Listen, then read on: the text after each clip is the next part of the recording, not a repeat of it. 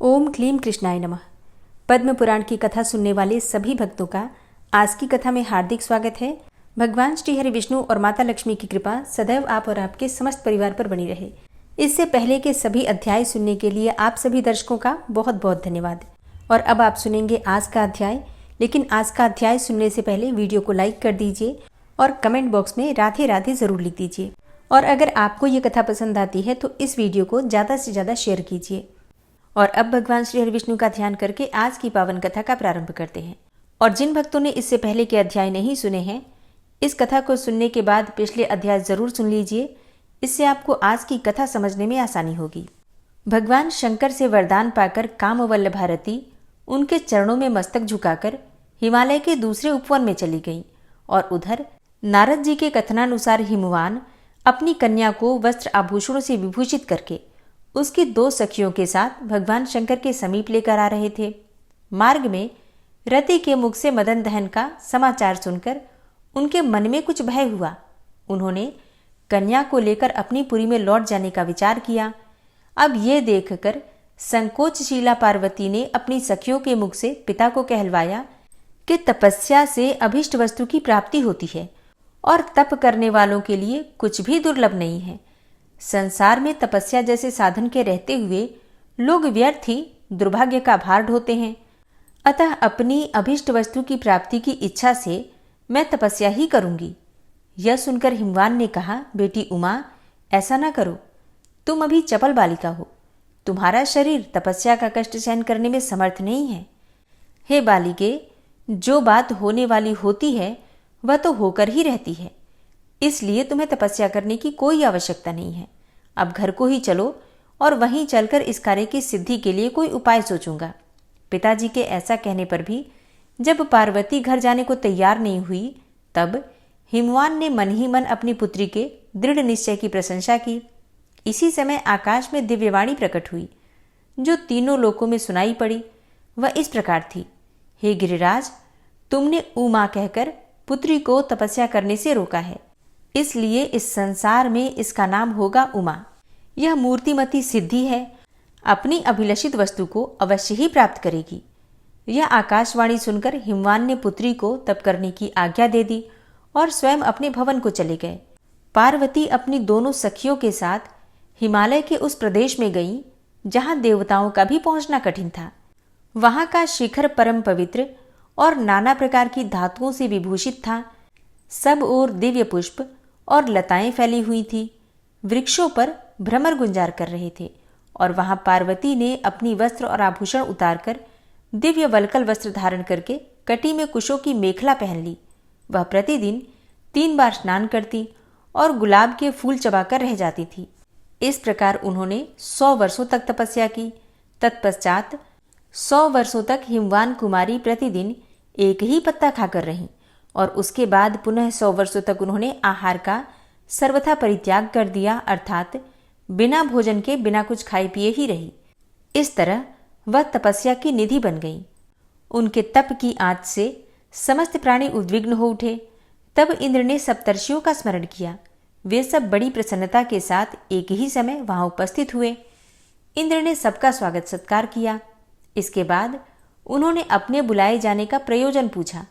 तब इंद्र ने कहा, महात्माओं, आप लोगों के आवाहन का प्रयोजन सुनिए। हिमालय पर पार्वती देवी घोर तपस्या कर रही हैं। आप लोग संसार के हित के लिए शीघ्रतापूर्वक वहां जाकर उन्हें अभिमत वस्तु की प्राप्ति का विश्वास दिलाकर तपस्या बंद करा दीजिए। बहुत अच्छा कहकर सप्तर्षिगण उस सिद्ध सेवित शैल पर आए और पार्वती देवी से मधुर वाणी में बोले, बेटी, तुम किस उद्देश्य से यहां तप कर रही हो? पार्वती देवी ने मुनियों के गौरव का ध्यान रखकर आदरपूर्वक कहा, महात्माओं, आप लोग समस्त प्राणियों के मनोरथ को जानते हैं। प्रायः सभी देहधारी ऐसी ही वस्तु की अभिलाषा करते हैं जो अत्यंत दुर्लभ होती है। मैं भगवान शंकर को पति के रूप में प्राप्त करने का उद्योग कर रही हूँ। वे स्वभाव से ही दुराराध्य हैं। देवता और असुर भी जिनके स्वरूप को निश्चित रूप से नहीं जानते, जो पारमार्थिक क्रियाओं के एकमात्र आधार हैं, जिन वितराग महात्मा ने कामदेव को जलाकर भस्म कर डाला है, ऐसे महामहिम शिव को मेरी जैसी तुच्छ अबला किस प्रकार आराधना द्वारा प्रसन्न कर सकती है? पार्वती के यो कहने पर मुनियों ने उनके मन की दृढ़ता जानने के लिए कहा, बेटी, संसार में दो तरह का सुख देखा जाता है। एक तो वह है जिसका शरीर से संबंध होता है और दूसरा वह है जो मन को शांति एवं आनंद प्रदान करने वाला होता है। यदि तुम अपने शरीर के लिए नित्य सुख की इच्छा करती हो तो तुम्हें घृणित वेश में रहने वाले भूत प्रेतों के संगी महादेव से वह सुख कैसे मिल सकता है? अरे, वे फुफकारते हुए भयंकर भुजंगों को आभूषण के रूप में धारण करते हैं, श्मशान भूमि में रहते हैं और रौद्र रूपधारी प्रमथगण सदा उनके साथ लगे रहते हैं। उनसे तो लक्ष्मीपति भगवान श्री विष्णु कहीं अच्छे हैं। वे इस जगत के पालक हैं, उनके स्वरूप का कहीं ओर छोर नहीं है तथा वे यज्ञ भोगी देवताओं के स्वामी भी हैं। तुम उन्हें पाने की इच्छा क्यों नहीं करती? अथवा दूसरे किसी भी देवता को पाने से तुम्हें मानसिक सुख की प्राप्ति हो सकती है। जिस वर को तुम चाहती हो उसको तो पाने में ही बहुत क्लेश है, और यदि कदाचित प्राप्त भी हो गया तो वह तो निष्फल वृक्ष के ही समान है, उससे तुम्हें सुख नहीं मिल सकता। उन श्रेष्ठ मुनियों के ऐसा कहने पर पार्वती देवी कुपित हो उठी। उनके होठ फड़कने लगे और वे क्रोध से लाल आंखें करके बोली, महर्षियों, दुराग्रही के लिए कौन सी नीति है? जिनकी समझ उल्टी है उन्हें आज तक किसने राह पर लगाया है? मुझे भी ऐसी ही जानिए, अतः मेरे विषय में अधिक विचार करने की कोई आवश्यकता नहीं है। आप सब लोग प्रजापति के समान हैं, सब कुछ देखने और समझने वाले हैं। फिर भी यह निश्चय है कि आप उन जगत प्रभु सनातन देव भगवान शंकर को नहीं जानते। वे अजन्मा, ईश्वर और अव्यक्त हैं। उनकी महिमा का मापतोल नहीं है। उनके अलौकिक कर्मों का उत्तम रहस्य समझना तो दूर रहा, उनके स्वरूप का बोध भी आवृत है। श्री विष्णु और ब्रह्मा आदि देवेश्वर भी उन्हें यथार्थ रूप से नहीं जानते। ब्रह्मर्षियों, उनका आत्मवैभव समस्त भुवनों में फैला हुआ है, संपूर्ण प्राणियों के सामने प्रकट है। क्या उसे भी आप लोग नहीं जानते? बताइए तो, यह आकाश किसका स्वरूप है? यह अग्नि, यह वायु किसकी मूर्ति है? पृथ्वी और जल किसके विग्रह हैं?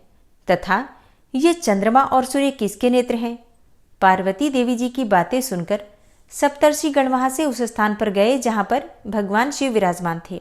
उन्होंने भक्तिपूर्वक नमस्कार करके भगवान से कहा, स्वर्ग के अधीश्वर महादेव, आप दयालु देवता हैं। गिरिराज हिमालय की पुत्री आपके लिए तपस्या कर रही हैं। हम लोग उनका मनोरथ जानकर आपके पास आए हैं। आप योग माया, महिमा और गुणों के आश्रय हैं।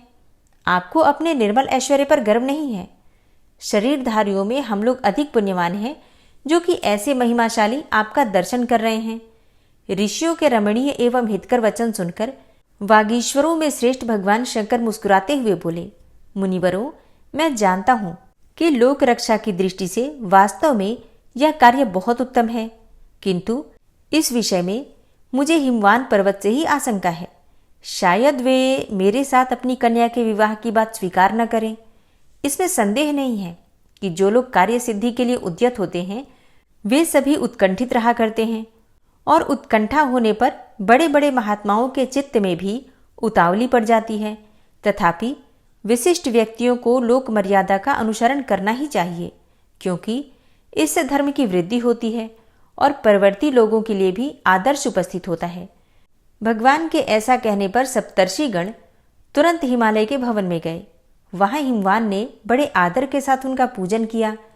उससे प्रसन्न होकर वे मुनि श्रेष्ठ उतावली के कारण संक्षेप से बोले, गिरिराज, तुम्हारी पुत्री के लिए साक्षात पिनाकधारी भगवान शंकर तुमसे याचना करते हैं।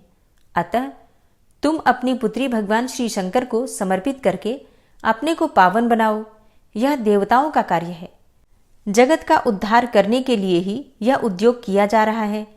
उनके ऐसा कहने पर हिमवान आनंद विभोर हो गए। तब वे हिमवान को साथ लेकर पार्वती जी के आश्रम पर गए। उमा तपस्या के कारण तेजोमय दिखाई दे रही थी। उन्होंने अपने तेज से सूर्य और अग्नि की ज्वाला को भी परास्त कर दिया था। मुनियों ने जब स्नेहपूर्वक उसका मनोगत भाव पूछा तो उस मानिनी ने यह सारगर्भित वचन कहा, मैं पिनाकधारी भगवान रुद्र के सिवा दूसरे किसी को नहीं चाहती। वे ही छोटे बड़े प्राणियों में आत्मा रूप से स्थित हैं। वे ही सबको समृद्धि प्रदान करने वाले हैं। धीरता और ऐश्वर्य आदि गुण उन्हीं में शोभा पाते हैं। वे तुलना रहित महान प्रमाण हैं। उनके सिवा दूसरी कोई वस्तु है ही नहीं। यह सारा जगत उन्हीं से उत्पन्न होता है। जिनका ऐश्वर्य आदि और अंत से रहित है, उन्हीं भगवान शंकर की शरण में मैं आई हूँ। पार्वती देवी के ये वचन सुनकर वे मुनिश्रेष्ठ बहुत प्रसन्न हुए। उनके नेत्रों में आनंद के आंसू उमड़ पड़े और उन्होंने तपस्विनी गिरिजा की प्रशंसा करते हुए मधुर वाणी में कहा, अहो, बड़ी अद्भुत बात है बेटी, तुम निर्मल ज्ञान की मूर्ति सी जान पड़ती हो और श्री शंकर जी में दृढ़ अनुराग रखने के कारण हमारे अंतःकरण को अत्यंत प्रसन्न कर रही हो। हम भगवान शिव के अद्भुत ऐश्वर्य को जानते हैं, केवल तुम्हारे निश्चय की दृढ़ता जानने के लिए यहाँ आए हुए थे। अब तुम्हारी यह कामना शीघ्र ही पूरी होगी। अपने इस मनोहर रूप को तपस्या की आग में न जलाओ। कल प्रातःकाल भगवान शंकर स्वयं आकर तुम्हारा पाणी ग्रहण करेंगे। हम लोग पहले आकर तुम्हारे पिताजी से भी प्रार्थना कर चुके हैं। अब तुम अपने पिता के साथ घर जाओ, हम भी अपने आश्रम को जाते हैं। उनके इस प्रकार कहने पर पार्वती यह सोचकर कि तपस्या का यथार्थ फल प्राप्त हो गया, तुरंत ही पिता के शोभा संपन्न दिव्य भवन में चली गई। वहां जाने पर गिरिजा के हृदय में भगवान शंकर के दर्शन की प्रबल उत्कंठा जागृत हुई, अतः उसे वह रात 1000 वर्षों के समान जान पड़ी। तदनंतर ब्राह्म मुहूर्त में उठकर सखियों ने पार्वती का मांगलिक कार्य करना आरंभ किया। क्रमशः नाना प्रकार के मंगल विधान यथार्थ रूप से संपन्न किए गए। सब प्रकार की कामनाएं पूर्ण करने वाली ऋतुएं मूर्तिमान होकर गिरिराज हिमालय की उपासना करने लगी। सुखदायिनी वायु झाड़ने बुहारने के काम में लगी थी। चिंतामणि आदि रत्न, तरह तरह की लताएं तथा कल्पतरु आदि बड़े बड़े वृक्ष भी वहां सब ओर उपस्थित थे। दिव्य औषधियों के साथ साधारण औषधियां भी दिव्य देह धारण करके सेवा में संलग्न थी। रस और धातुएं भी वहां दास और दासी का काम करती थी। नदियां, समुद्र तथा स्थावर जंगम सभी प्राणी मूर्तिमान होकर हिमवान की महिमा बढ़ा रहे थे। दूसरी ओर निर्मल शरीर वाले देवता, मुनि, नाग, यक्ष, गंधर्व और किन्नरगण, ये सभी श्री शंकर जी की श्रृंगार की सारी सामग्री सजाए गंधमादन पर्वत पर उपस्थित हुए। ब्रह्मा जी ने श्री शंकर जी के जटाजूट में चंद्रमा की कला सजाई। भगवान श्री विष्णु रत्न के बने कर्णभूषण, उज्ज्वल कंठार और भुजंगमय आभूषण लेकर श्री शंकर जी के सामने उपस्थित हुए और अन्य देवताओं ने मन के समान वेग वाले शिव वाहन नंदी को भी विभूषित किया। भांति भांति की श्रृंगार सामग्रियों से श्री शंकर जी को सुसज्जित करके उन्हें सुंदर आभूषण पहनाकर भी देवताओं की व्यग्रता भी दूर नहीं हुई। वे शीघ्र से शीघ्र वैवाहिक कार्यक्रम संपन्न करवाना चाहते थे। पृथ्वी देवी भी सर्वथा व्यग्र थीं। वे मनोरम रूप धारण करके उपस्थित हुईं और नूतन तथा सुंदर रस और औषधियां प्रदान करने लगी। साक्षात वरुण रत्न आभूषण तथा भांति भांति के रत्नों के बने हुए विचित्र विचित्र पुष्प लेकर उपस्थित हुए। समस्त देहधारियों के भीतर रहकर सब कुछ जानने वाले अग्निदेव भी परम पवित्र सोने के दिव्य आभूषण लेकर विनीत भाव से सामने आए। वायु सुगंध बिखेरती हुई मंद मंद गति से प्रवाहित होने लगी, जिससे उसका स्पर्श भगवान शंकर को सुखद प्रतीत हो। वज्र से सुसज्जित देवराज इंद्र ने बड़ी प्रसन्नता के साथ अपने हाथों में भगवान शिव का छत्र ग्रहण किया। वह छत्र अपने उज्जवल प्रकाश से चंद्रमा की किरण वालियों का उपहास कर रहा था। गंधर्व और किन्नर अत्यंत मधुर बाजों की ध्वनि करते हुए गान करने लगे। मुहूर्त और ऋतुएं मूर्तिमान होकर गान और नृत्य करने लगी। भगवान शंकर हिमवान के नगर में पहुंचे तो उनके चंचल प्रमथगण हिमालय का आलिंगन करते हुए वहां स्थित हुए। तत्पश्चात विश्व विधाता ब्रह्मा जी तथा भगवान शंकर क्रमशः विवाह मंडप में विराजमान हुए। भगवान शिव जी ने अपनी पत्नी उमा के साथ शास्त्रोक्त विधि से विवाह कार्य संपन्न किया। गिरिराज ने उन्हें अर्घ्य दिया और देवताओं ने विनोद के द्वारा उन्हें प्रसन्न किया।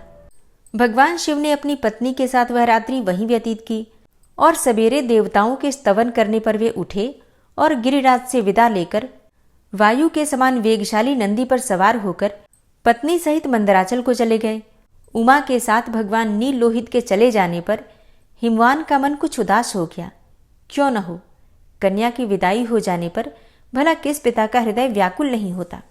पुलस्त जी कहते हैं कि हे राजन, तदनंतर भगवान शंकर पार्वती देवी के साथ नगर के रमणीय उद्यानों तथा एकांत वनों में विहार करने लगे।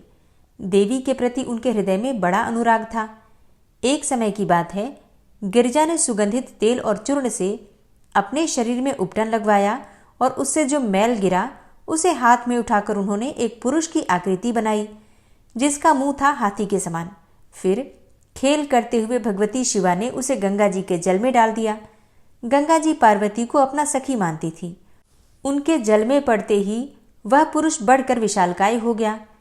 पार्वती देवी ने उसे अपना पुत्र कहकर पुकारा। फिर गंगा जी ने भी पुत्र कहकर संबोधित किया और देवताओं ने गांगेय कहकर सम्मानित किया। इस प्रकार गजानन देवताओं के द्वारा पूजित हुए। ब्रह्मा जी ने उन्हें गणों का अधिपति प्रदान किया। तत्पश्चात परम सुंदरी शिवा देवी ने खेल में ही एक वृक्ष भी बनाया। उससे अशोक का मनोहर अंकुर फूट निकला। सुंदर मुख वाली पार्वती ने उसका मंगल संस्कार किया। तब इंद्र के पुरोहित, बृहस्पति आदि ब्राह्मणों, देवताओं तथा मुनियों ने कहा, देवी बताइए, वृक्षों के पौधे लगाने से क्या फल होगा? यह सुनते ही देवी का शरीर हर्ष से पुलकित हो उठा। वे अत्यंत कल्याणमय वचन बोली कि जो विज्ञ पुरुष ऐसे गांव जहां पर जल का अभाव हो वहां कुआं बनवाता है, वह उसके जल की जितनी बूंदें हो उतने वर्ष तक स्वर्ग में निवास करता है। 10 कुओं के समान एक बावली, 10 बावलियों के समान एक सरोवर, 10 सरोवरों के समान एक कन्या और 10 कन्याओं के समान एक वृक्ष लगाने का फल प्राप्त होता है। यह शुभ मर्यादा नियत है। यह लोक को उन्नति के पथ पर ले जाने वाली है। माता पार्वती देवी के यो कहने पर बृहस्पति आदि ब्राह्मण उन्हें प्रणाम करके अपने अपने निवास स्थान को चले गए। उनके जाने के पश्चात भगवान शंकर पार्वती के साथ अपने भवन में गए और उस भवन में चित्त को प्रसन्न करने वाले ऊंचे ऊंचे चौबारे, अटारियां और गोपुर बने थे। वेदियों पर मालाएं शोभा पा रही थी। सब ओर सोना जड़ा था। महल में पुष्प बिखरे हुए थे जिनकी सुगंध से उन्मत्त होकर भ्रमरगण गुंजार कर रहे थे। उस भवन में भगवान श्री शंकर जी को पार्वती जी के साथ निवास करते हुए 1000 वर्ष व्यतीत हो गए। तब देवताओं ने उतावले होकर अग्निदेव को श्री शंकर जी की चेष्टा जानने के लिए भेजा। अग्नि ने तोते का रूप धारण करके, जिससे कि पक्षी आते जाते थे, उसी छिद्र के द्वारा शंकर जी के महल में प्रवेश किया और उन्हें गिरिजा के साथ एक शैया पर सोते हुए देखा। तत्पश्चात देवी पार्वती शैया से उठकर कौतूहलवश एक सरोवर के तट पर गईं, जो सुवर्णमय कमलों से सुशोभित था। वहां जाकर उन्होंने जल विहार किया। तदनंतर वे सखियों के साथ सरोवर के किनारे बैठी और उसके निर्मल पंकज से सुशोभित स्वादिष्ट जल को पीने की इच्छा करने लगी। इतने में ही उन्हें सूर्य के समान तेजस्विनी 6 कृत्तिकाएं दिखाई दी। वे कमल के पत्ते में उस सरोवर का जल लेकर जब अपने घर को जाने लगी, तब पार्वती देवी ने कहा, देवियों, कमल के पत्ते में रखे हुए जल को मैं भी देखना चाहती हूँ। वे बोली, सुमुखी, हम तुम्हें इसी शर्त पर ये जल दे सकती हैं कि तुम्हारे प्रिय गर्भ से जो पुत्र उत्पन्न हो वो हमारा भी पुत्र माना जाए एवं हम में भी मातृभाव रखने वाला तथा हमारा रक्षक हो। वह पुत्र तीनों लोकों में विख्यात होगा। उनकी बात सुनकर गिरिजा ने कहा, अच्छा, ऐसा ही होगा। यह उत्तर पाकर कृतिकाओं को बड़ा हर्ष हुआ और उन्होंने कमल पत्र में स्थित जल में से थोड़ा सा पार्वती जी को भी दे दिया। फिर उनके साथ पार्वती जी ने भी क्रमशः उस जल का पान किया। जल पीने के बाद तुरंत ही रोग शोक का नाश करने वाला एक सुंदर और अद्भुत बालक भगवती पार्वती जी की दाहिनी कोख फाड़कर निकल आया और उसका शरीर सूर्य की किरणों के समान प्रकाश पुंज से व्याप्त था। उसने अपने हाथ में तीक्ष्ण शक्ति, शूल और अंकुश धारण कर रखे थे। वह अग्नि के समान तेजस्वी और सुवर्ण के समान गोरे रंग का बालक कुत्सित दैत्य को मारने के लिए प्रकट हुआ था, इसलिए उसका नाम कुमार हुआ। वह कृतिका के दिए हुए जल से शाखाओं सहित प्रकट हुआ था। वे कल्याणमयी शाखाएं 6 मुखों के रूप में विस्तृत थीं।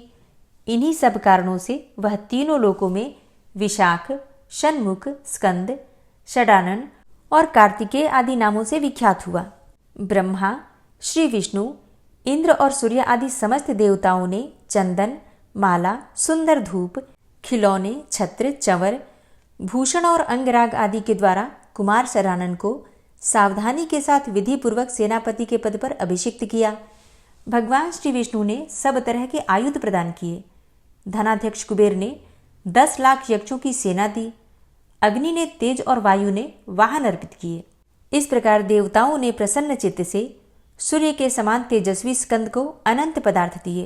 तत्पश्चात वे सब पृथ्वी पर घुटने टेक कर बैठ गए और स्तोत्र पढ़कर वरदायक देवता सरानन की स्तुति करने लगे। स्तुति पूर्ण होने के पश्चात कुमार ने कहा, देवताओं, आप लोग शांत होकर बताइए, मैं आपकी कौन सी इच्छा पूरी करूं? यदि आपके मन में चिरकाल से कोई असाध्य कार्य करने की इच्छा हो तो वो भी आप कहिए। देवता बोले, कुमार, तारक नाम से प्रसिद्ध एक दैत्यों का राजा है जो संपूर्ण देवकुल का अंत कर रहा है। वह बलवान, अजेय, तीखे स्वभाव वाला, दुराचारी और अत्यंत क्रोधी है, सबका नाश करने वाला और दुर्दमनीय है।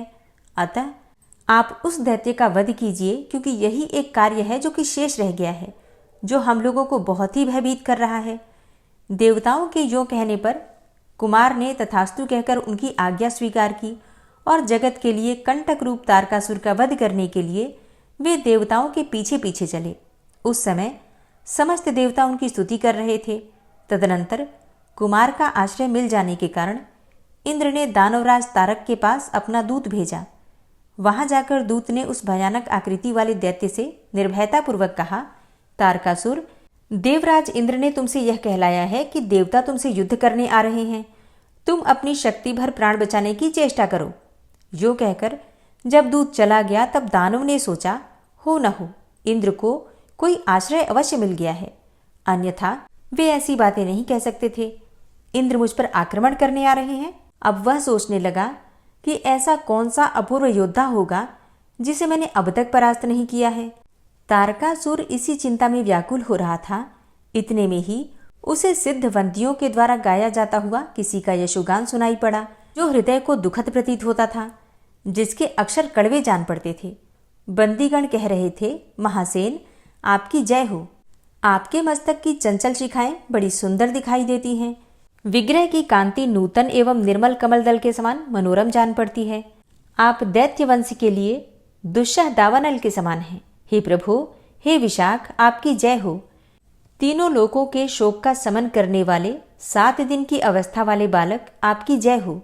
संपूर्ण विश्व की रक्षा का भार वहन करने वाले दैत्य विनाशक स्कंद, आपकी जय हो। देववंद्य द्वारा उच्चारित यह विजय घोष सुनकर तारकासुर को ब्रह्मा जी के वचन का स्मरण हो आया। बालक के हाथ से वध होने की बात याद करके वह दैत्य शोकाकुल हृदय से अपने महल के बाहर निकला। उस समय बहुत से वीर उसके पीछे पीछे चल रहे थे। कालनेमी आदि दैत्य भी थर्रा उठे। उनका हृदय भयभीत हो गया। वे अपनी अपनी सेना में खड़े होकर व्यग्रता के कारण चकित हो रहे थे। तारकासुर ने कुमार को सामने देखकर कहा, बालक, तू क्यों युद्ध करना चाहता है? जा, गेंद लेकर खेल।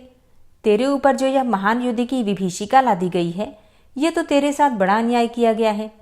तू अभी निरा बच्चा है, इसलिए तेरी बुद्धि इतनी अल्प समझ रखने वाली है। कुमार बोले, तारक, सुनो, यहाँ अधिक बुद्धि लेकर शास्त्रार्थ नहीं करना है। भयंकर संग्राम में शस्त्रों के द्वारा ही अर्थ की सिद्धि होती है, बुद्धि के द्वारा नहीं। तुम मुझे शिशु समझकर मेरी अवहेलना न करो। सांप का नन्हा सा बच्चा भी मौत का ही कष्ट देने वाला होता है। प्रभात काल के बाल सूर्य की ओर देखना भी कठिन हो जाता है। इसी प्रकार मैं बालक होने पर भी दुर्जय हूँ, मुझे परास्त करना कठिन है। दैत्य, क्या थोड़े अक्षरों वाले मंत्र में अद्भुत शक्ति नहीं देखी जाती? कुमार की यह बात समाप्त होते ही दैत्य ने उनके ऊपर मुद्गर का प्रहार किया, परंतु उन्होंने अमोघ तेज वाले चक्र के द्वारा उस भयंकर अस्त्र को नष्ट कर दिया। तब दैत्यराज ने लोहे का भिंदीपाल चलाया, किंतु कार्तिकेय ने उसको अपने हाथ से पकड़ लिया। इसके बाद उन्होंने भी दैत्य को लक्ष्य करके भयानक आवाज करने वाली गदा चलाई। उसकी चोट खाकर वह पर्वताकार दैत्य तिलमिला उठा। अब उसे विश्वास हो गया कि यह बालक दुस्सह एवं दुर्जय वीर है। उसने बुद्धि में सोचा, अब निस्संदेह मेरा काल आ पहुंचा है। उसे कंपित होते देखकर कालनेमी आदि सभी दैत्यपति संग्राम में कठोरता धारण करने वाले कुमार को मारने लगे, परंतु महातेजस्वी कार्तिकेय को उनके प्रहार और विभीषिकाएं छू भी नहीं पाती थीं। उन्होंने दानव सेना को अस्त्र शस्त्रों से विदीर्ण करना आरंभ कर दिया। उनके अस्त्रों का कोई निवारण नहीं हो पाता था। उनकी मार खाकर कालनेमी आदि देवशत्रु युद्ध से विमुख होकर भाग चले। इस प्रकार जब दैत्यगण आहत होकर चारों ओर भाग गए और किन्नरगण विजय गीत गाने लगे, उस समय अपना उपहास जानकर तारकासुर क्रोध से अचेत सा हो गया। उसने तपाए हुए सोने की कांति से सुशोभित गदा लेकर कुमार पर प्रहार किया और विचित्र बाणों से मारकर उनके वाहन मयूर को युद्ध से भगा दिया।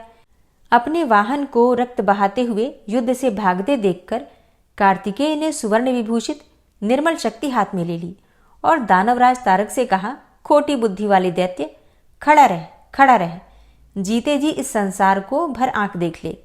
अब मैं अपनी शक्ति के द्वारा तेरे प्राण ले रहा हूं, तू अपने कुकर्मों को याद कर। यो कहकर कुमार ने दैत्य के ऊपर शक्ति का प्रहार किया।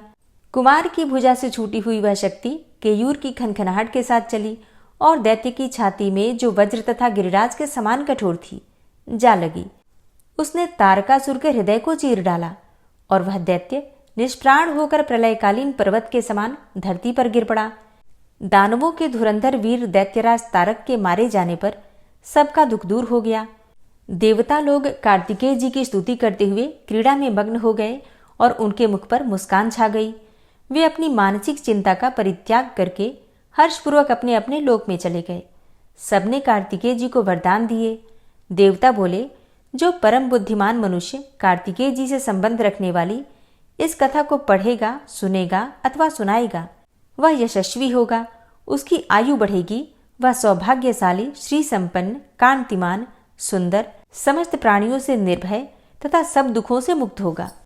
इसके बाद भीष्म जी ने पूछा, हे विप्रवर, मनुष्य को भी देवत्व, सुख, राज्य, धन, यश, विजय, भोग, आरोग्य, आयु, विद्या और लक्ष्मी, पुत्र, बंधु वर्ग एवं सब प्रकार के मंगल की प्राप्ति कैसे हो सकती है, यह भी बताने की कृपा कीजिए।